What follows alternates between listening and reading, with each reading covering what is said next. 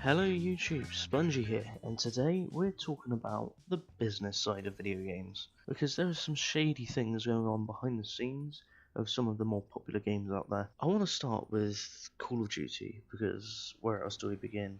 I'm talking about the reserve crates, because in Black Ops 4, it's a ridiculous system. Because I'm sure you know, the reserve crates are a chance to obtain the brand new items from the new operations from Blackjack Reserves. But it's just one item.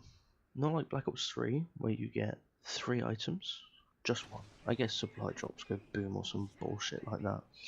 Now the shady side of this is when you fully dissect the reserve crate system, because with Operation Spectre Rising, as worked out by, I think it was Prestigious Key, somewhere between 700 and 1,000 new items have been added. Now, some of the more number-oriented of you out there will realise two things. A, this is more than both of the other two operations added, and B, it completely saturates the system of earning these new items. And what makes this even worse is that Activision and Treyarch have sneakily decided to add items that are weapon exclusive, making it easier to saturate the market without us realising. Because they can add all of these things. So let me clarify. The devs have made it so that if you unlock one of these new camos, you only unlock it for the gun you've unlocked it for. So let's say each gun has 10 camos that can be unlocked through the reserves. So that's somewhere between 200 and 300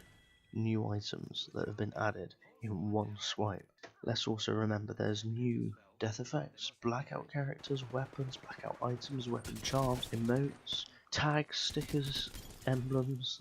And you see how quickly the reserves are becoming more and more saturated by all of these items getting added. Now, I've got a problem with practices with these, because the publishers are willing to sacrifice the reputations of incredible dev teams just to make a slight chance of making a bit more profit. So it's this idea of games as a service rather than games as entertainment or something like that. Let's take BioWare and Anthem.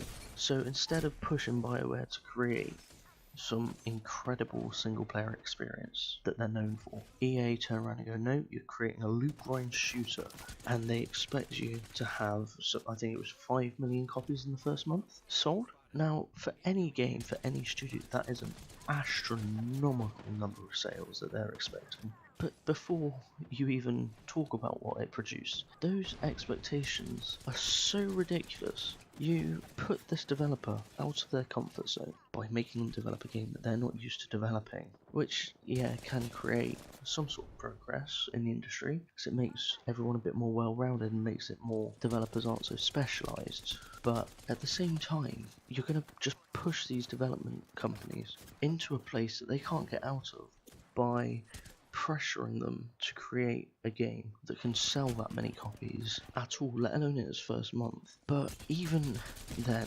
the game can still sell well, like Anthem did. Anthem still sold very well for a game that came out in the time frame that it did, because it was early March, wasn't it? Which is after the Christmas rush.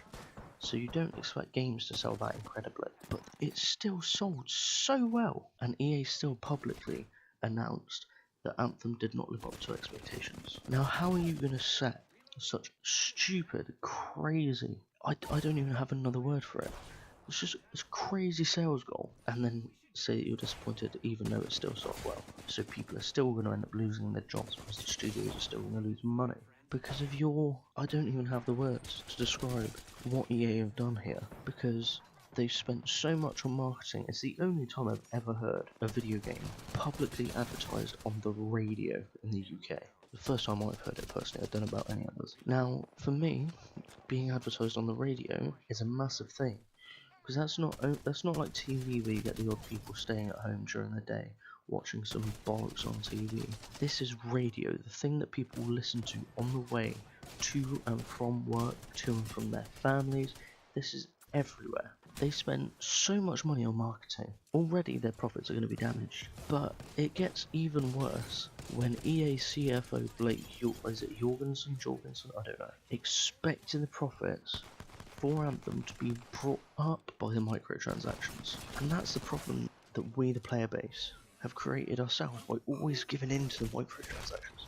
because it's become the responsibility of players and gamers to basically produce the income for these publishers and developers by buying these microtransactions, rather than pressuring the developers and the publishers and everyone involved to create a solid looking game, a solid experience that we are willing to pay money for. Now there are going to be people out there that just buy the game because it's BioWare, and that's fine. You're going to be a fan. It's like buying a new iPhone just because it's a new iPhone. But the fact of the matter is, people that don't even have the money to spend are still going to spend the money on these things because they want to get far in their game. It's playing on our brains in the sense that we want to complete these things. Now, we can take another example. So we take GTA 5, right? The first game to break even and exceed expenses on pre-orders alone. And I know GTA now makes a ridiculous amount of money on shark cards, but the game was hyped enough with proof that it was going to be an incredible game that we all sank our money straight into it the moment we got a sniff of what was coming, because it looked like a solid game and nobody was going to be able to put it down, and we could see that just by looking at what we had. So that's a game that was expected to sell well based on the game, but it wasn't. It was hyped enough that we got all of this, but it wasn't so hyped that it contracted No Man's Sky syndrome. It just goes to show that a good looking, well produced game can still draw incredible, staggering sales numbers without microtransactions, before there's even a murmur of microtransactions. And the publishers are so dependent on microtransactions that they will put their game in as many platforms as they can manage just to make this money up. So let's take the more recent Apex Legends. Yeah, the microtransactions themselves weren't added for a little bit after the game was released. EA didn't even think the game was going to blow up like it did. And to be fair, you can see why. It's just Titanfall. It's not a huge series. Still, it's a great game. It's a great series, great franchise. But it just never sold that well. And then they announce and release the game overnight, no marketing, and they don't put microtransactions in for about, I think it was a week or two. And the game still had, I think it was 30 million players by the end of the first month, which is crazy. We don't buy a game just to play a game. We play a game because it's fun. It's not a service. The game that was produced was just an incredible game outright. Yet EA, instead of going, okay, this has proved that there is still a calling for Titanfall out there, they didn't turn around and go, okay, let's start work on Titanfall 3. They turn around and go, okay, let's put Apex on mobile.